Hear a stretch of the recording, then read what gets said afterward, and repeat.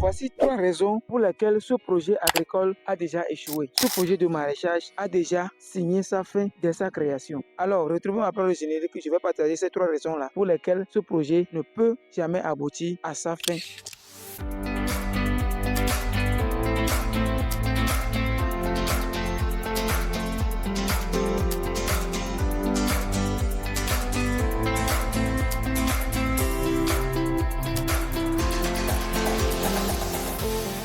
Pour commencer, je suis dans une localité qui n'est pas très loin de ma ferme. Je ne vais pas trop vous indiquer parce que jusqu'alors, je ne connais pas encore le propriétaire. Mais d'après mes petites enquêtes, je sais déjà de quoi il s'agit ici. Alors, pourquoi ce projet a déjà signé sa fin dès sa création? Si vous remarquez très bien, ils ont défriché près de 4 hectares ici pour un projet de maraîchage. La première raison pour laquelle ce projet a déjà échoué, c'est parce que son propriétaire n'a pas fait l'enquête nécessaire avant de lancer le projet. Vous savez, il faut toujours faire l'enquête du milieu. Le pourquoi je dis que ce projet a déjà échoué, c'est l'enquête du milieu qui n'a pas été bien faite. Pourquoi je dis ça? Je connais très bien ce milieu et je maîtrise le secteur. Quand j'ai remarqué le bulldozer en train de travailler, je me suis rapproché, on me disait que c'est un projet de maraîchage qu'ils vont faire ici. Je rappelle aussi que c'est un grand frère de la diaspora qui est en train de lancer ce genre de projet. Et sincèrement, je le félicite premièrement pour son pas, mais il a mal commencé son projet. Quand moi j'ai demandé, ils m'ont dit que le monsieur a seulement demandé à 2-3 personnes comment ce terrain est, tout ça. Le terrain a été déjà acquis par son papa depuis un bon moment, donc lui il est revenu maintenant pour exploiter le terrain.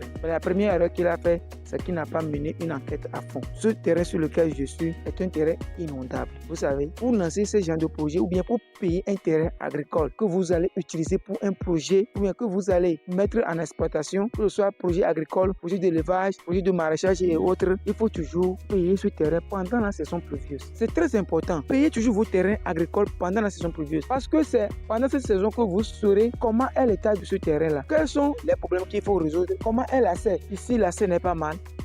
Il suffit de faire quelques petits arrangements, ça peut passer. Mais le terrain même, les 4 hectares qui ont été défrichés, c'est un terrain inondable. Mais nous sommes dans la petite saison sèche. C'est pendant ce moment que la personne a décidé de faire le travail. Et malheureusement, il a seulement demandé à 2-3 personnes comment se passent les travaux ici. Et voilà, je ne sais pas comment ils ont répondu, mais ça l'a quand même motivé à défricher 4 hectares ici. Mais personnellement, ça m'a touché. Mais pour ces gens comme ça, si vous ne savez pas comment intervenir, vous aurez des problèmes avec eux. C'est la raison pour laquelle je ne suis pas intervenu. Ce qu'on te fait, je sais que c'est un projet qui ne va pas aboutir. Ça, c'est la première raison. La deuxième raison pour laquelle ce projet a déjà échoué, c'est que le propriétaire a décidé de lancer ça sur une grande superficie à mi-temps. Les gars, c'est ça une erreur de nos grands frères et sœurs de la diaspora. C'est vrai, si vous vivez en Europe ou bien aux États-Unis, au Canada, je ne sais pas, ce que vous gagnez là-bas, on ne peut pas comparer ça avec les salariés qui sont ici. Donc, quand vous venez en même temps pour lancer des projets, vous voulez aussi gagner autant que ce que vous gagnez là-bas ici en même temps. Ce qui n'est pas bon. Et c'est ça qui tue la plupart des projets. Je parle en conséquence de cause. Vous voyez, ce monsieur, quand il est arrivé, il a défriché en même temps 4 hectares. Le bulldozer fait 4 jours ici. Et il a loué le bulldozer à 700 000 francs la journée. Vous imaginez? Donc, si je comprends bien, 4 hectares pour débuter un projet de maraîchage, c'est pas de la pagaille. Vous voyez, c'est pas parce que vous avez les moyens qu'il faut lancer à grande échelle en même temps. Même si vous avez des moyens, si vous avez même des milliards. Commencez toujours petit. Le monsieur pouvait défricher 1 hectare et commencer avec. Mais il a lancé 4 hectares en même temps. Je ne sais pas s'il va commencer en même temps sur les 4 hectares ou bien il va aller étape par étape. Si vous regardez même très bien dans le champ, le bulldozer a bien défriché, mais il a mal entassé. Il ne met pas les tas comme ça. Il a mal entassé. Regardez toutes les collines qu'il a créées là. Comment ils vont casser ces collines-là pour pouvoir bien drainer les tuyaux. Vous voyez que c'est un travail qui se trouve encore derrière. Après avoir fait ça, normalement, il devait prendre encore un temps pour amener cette tas-là quelque part. Il y a le chemin qui est à côté, il peut quand même amener les lignes là à côté du chemin, comme ça va barrer la vision aux passants. Donc ça n'a pas été fait et voilà, c'est un autre travail qu'il a encore posé ici et sincèrement je suis désolé. C'est ça que la plupart ne comprennent pas, le côté pratique de la chose. Quand je vais sur le terrain pour installer des systèmes d'irrigation, je remarque ce genre de choses. C'est pas parce que vous avez fait venir un bulldozer que vous allez laisser la personne faire de n'importe quoi, non. Quand le bulldozer finit de défricher, il prend soin de mettre les choses dans les normes. Et les tas qu'il a fait ici, ça ne respecte pas les normes d'irrigation, premièrement. Et deuxièmement, même que ce soit un projet simple ou bien un projet de production de maïs même, nous avons empêché les travaux. Vous voyez, c'est ce qui m'étonne en fait. Bientôt, il va commencer la construction. S'il construit 4 chambres ici, déjà, on est dans les 2 500 000. Il investit déjà 2 500 000 dans la construction pour le début d'un projet. Si vous-même vous voulez habiter ici pour le principe, tout ça, il n'y a pas de souci. Mais investissez cette somme en même temps dans la construction, je pense que c'est trop. À moins que vous-même, vous avez décidé de faire autre chose carrément ici. Mais si c'est business, non, c'est trop. C'est exagéré. C'est bon de faire les choses chose une fois de bon. C'est comme ça, ces personnes-là réalisent. Mais il faut aussi voir le côté rentabilité de la chose. Commencez à rentabiliser le projet dès sa création. Déjà, 2 chambres ici suffit largement pour lancer ce projet. Et avec le temps, si le projet donne, vous pouvez élargir. C'est comme ça les gens font, ils laissent les constructions dans les brousses et ils abandonnent les projets. Commencez petit, quel qu'en soit votre moyen, quel qu'en soit votre niveau, commencez toujours petit, d'accord? La troisième raison, selon moi, pour laquelle ce projet a déjà signé son arrêt, c'est le marché. Cette activité sur 4 hectares demande beaucoup d'enquêtes sur le marché. Je ne sais pas s'il a déjà un marché à l'extérieur où il veut envoyer les produits.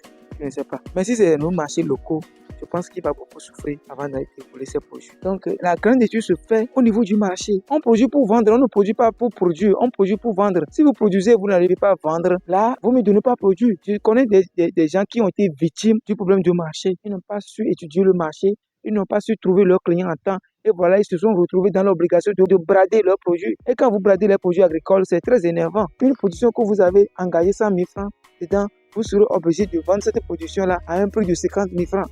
Vous voyez que c'est énervant. Ça ne donne pas le courage. Donc, pour ce genre de projet, je pense qu'il a déjà étudié le côté marché.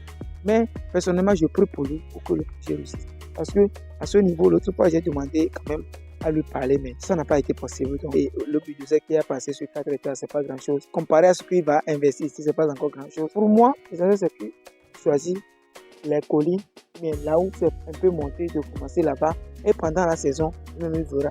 Bientôt, la saison va démarrer et on verra ce que ça va donner comme résultat. Alors, chers fidèles abonnés, voici les 3 choses qu'il faut obligatoirement savoir avant de lancer vos projets, que vous soyez résident ou non résident.